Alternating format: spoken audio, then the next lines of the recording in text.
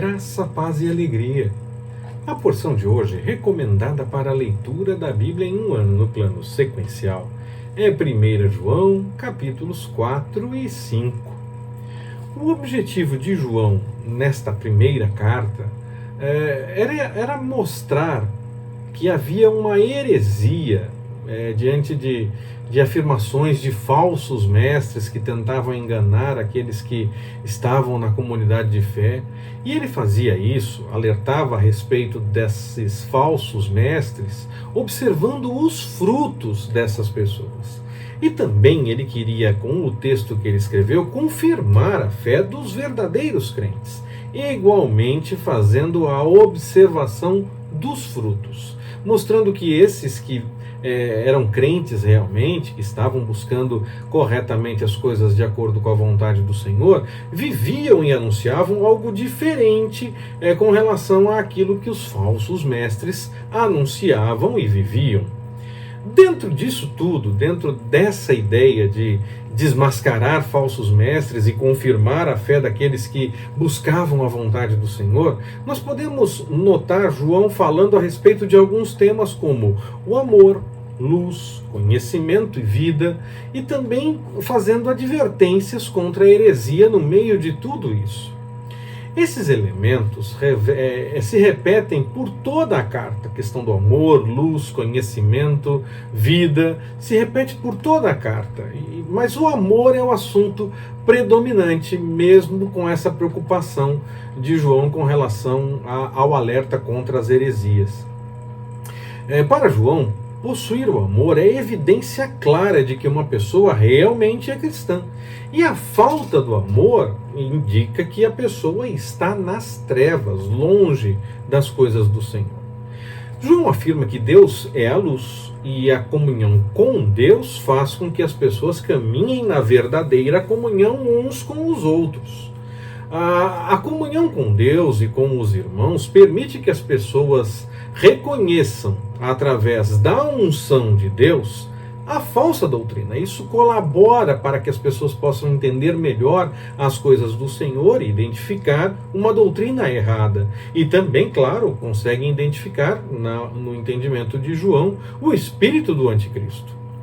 A comunhão com Deus exige que se caminhe na luz e que se obedeça à vontade do Senhor. O que caminha na luz pratica a justiça. Esse é justo, assim como ele é justo. Enquanto qualquer que não pratica a justiça e não ama o seu irmão, não é de Deus. João diz isso no seu texto. O amor ao Pai e o amor ao próximo são importantes na visão de João, mas o amor ao Pai e o amor ao mundo são totalmente incompatíveis. E nenhuma pessoa que é nascida de Cristo tem o hábito natural de seguir no caminho do pecado, pecar com naturalidade. Cristo, ele é a antítese do pecado, ele se manifestou para lavar os pecados. O capítulo 4, então, de João, continua com o tema da identificação dos espíritos rivais, o espírito dos falsos profetas que saíram para o mundo. A fim de testar os espíritos, nós devemos encontrar quem eles reconhecem como Senhor. Qual é o fruto nessa área do reconhecimento como Senhor? Todos os espíritos que não reconhecem que Jesus é Deus e que ele veio em carne, não são de Deus.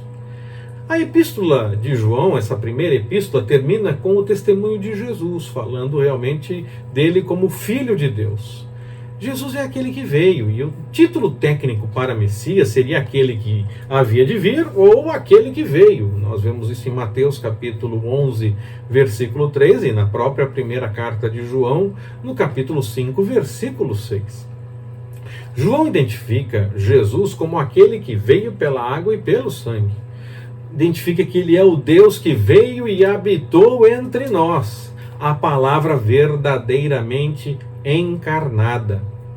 Os primeiros cristãos enfrentaram muitos entendimentos errados, até porque muita coisa começava a ser interpretada, então era necessário buscar realmente discernimento no Espírito Santo para entender as coisas que se interpretavam a partir do Antigo Testamento e formava então o entendimento que nós temos no Novo Testamento, todas as coisas que apontavam na profecia, na lei, nos salmos, que apontavam para Jesus. Então, havia muitas pregações que, como nos nossos dias, pareciam fazer sentido, mas elas não estavam realmente fundamentadas na prática de fé que nascia dessa pregação do Evangelho, do discernimento das coisas que se via do Antigo Testamento, confirmando Jesus como o Messias e toda a obra de Jesus, a remissão de pecados, todo o ministério e todo o mistério que havia, a ressurreição e tudo mais. Era necessário ter base, sim, com aquilo que Jesus falou ou viveu, e ainda ter base com o que estava sendo interpretado do Antigo Testamento, com a direção de reconhecimento de Jesus como a confirmação das coisas que foram ditas no passado. Era necessário, então, ver esse cumprimento das profecias em Jesus. Mas havia muitas pregações, e até hoje há, que o entendimento parecia até fazer sentido, começava com uma ideia aparentemente certa ou boa, que agradava a algumas pessoas, mas na verdade era pensada ou de um texto isolado ou uma interpretação completamente equivocada, e que na verdade se afastava da palavra, mas agradava aos ouvidos, e então parecia fazer sentido, parecia que era bom. Era necessário realmente tomar cuidado com todas essas coisas. É importante também lembrar que Jesus não anula o Antigo Testamento, mas ele cumpre em sua vida, em seu ministério, as coisas referentes ao que o Antigo Testamento ensinava, a questão da lei e tudo mais. Então, por muitas coisas que ele viveu e fez, agora nós podemos ser alcançados por graça e não pela observação da literalidade de aspectos da lei. Nós somos alcançados por graça, por conta do que Jesus fez e viveu. Por isso, a encarnação de Jesus, todo o seu ministério, toda a forma como ele viveu, anunciou, e o que ele fez indo para a cruz, a sua ressurreição, tudo isso é muito importante para formar o início do entendimento a respeito do Evangelho e desse entendimento a partir do Novo Testamento, vendo em Jesus a confirmação do que as profecias anunciavam, do que a lei apontava. Então, esse movimento de pregações que parecem fazer sentido, sugestões, ideias, não é novo. As coisas acabam se afastando da palavra, mas as pessoas parecem gostar de algumas coisas, ou parece que faz sentido. Isso não é novo, isso vinha desde o começo. Então nós temos na própria palavra a recomendação de como fazer para identificar se há alguma heresia. Tem que observar se há testemunhos, se vive de acordo com o que se fala. Alguns podem até falar o errado e viver sim o errado. Qual é o próximo ponto, então? É confirmar se há coerência com o todo da palavra e não com um texto isolado ou apenas com algo que parece fazer sentido, parece que tem razão, então vamos dar crédito a isso. Não, nós temos que tomar cuidado realmente com isso. Nos nossos dias nós temos muitas coisas também nessa direção. Há ensinamentos que parecem sérios e parecem que estão de acordo com a palavra, mas se nós observarmos realmente a partir de uma leitura séria da palavra, a partir de um entendimento cuidadoso de interpretação das coisas, nós vamos ter que admitir que não há coerência com a palavra algumas coisas que já estão até mesmo enraizadas no meio da pregação e que muitos não querem nem mexer, porque se falar alguma coisa é porque vira herege.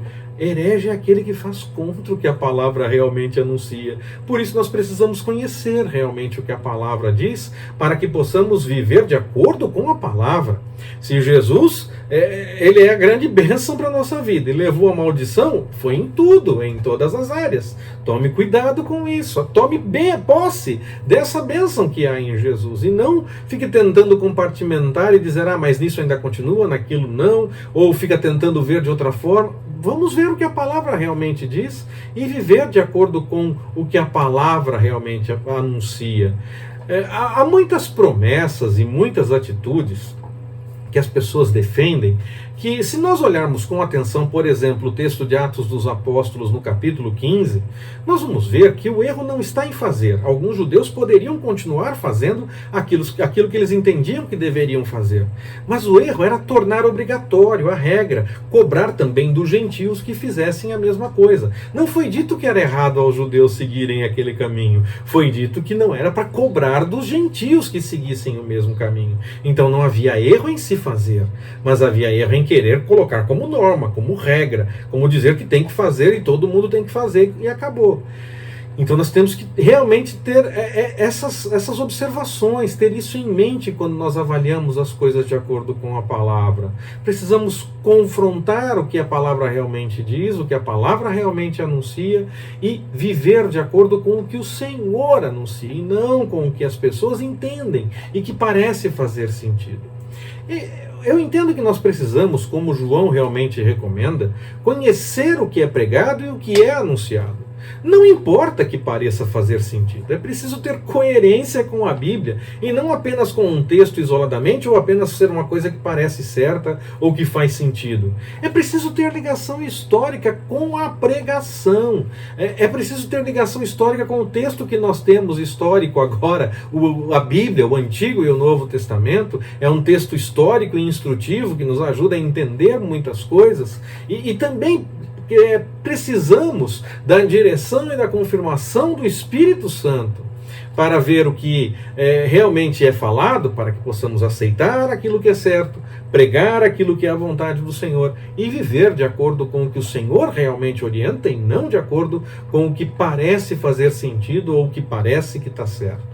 A grande aparência de bênçãos não legitima necessariamente que o Senhor esteja por trás de tudo. Lembremos da tentação de Jesus.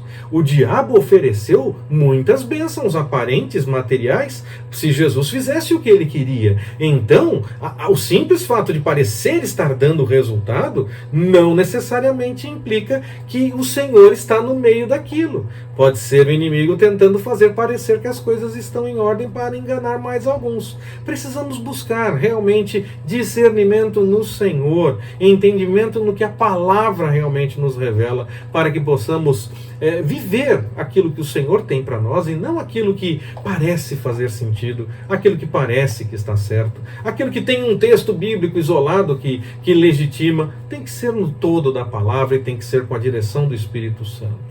Que nós possamos então conhecer e provar mesmo o que vem do Senhor e o que não vem do Senhor. No gnosticismo, que entrava no meio cristão naqueles primeiros dias, tomou forma maior a partir do século II, mas já tinha esse início no meio da comunidade cristã. No primeiro século ainda, já começava a fervilhar essa coisa toda.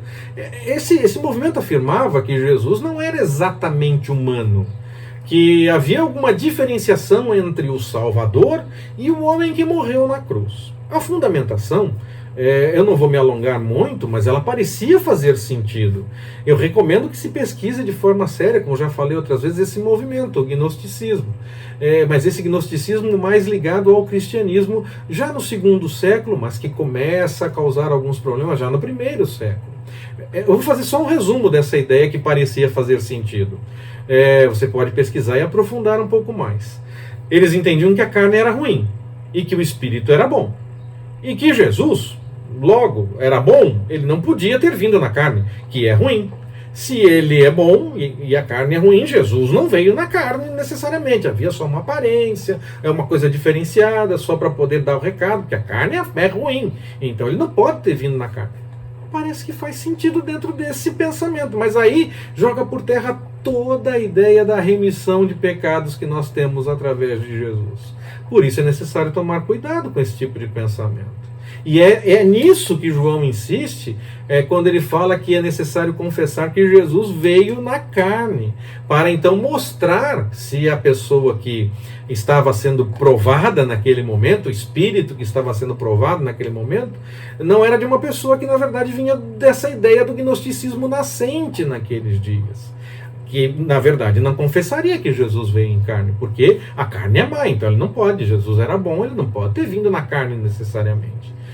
Isso pode ser igual também nos nossos dias. Pode ser que seja necessário provar os espíritos e dizer que se eles confessam ou não que Jesus veio em carne, mas também é necessário que nós busquemos no Espírito Santo outras formas até para provar e conhecer se realmente aquele espírito, aquele ensinamento vem do Senhor, mesmo que seja de uma outra forma, usando como exemplo essa ideia de João de provar, vendo se fala que Jesus veio na carne.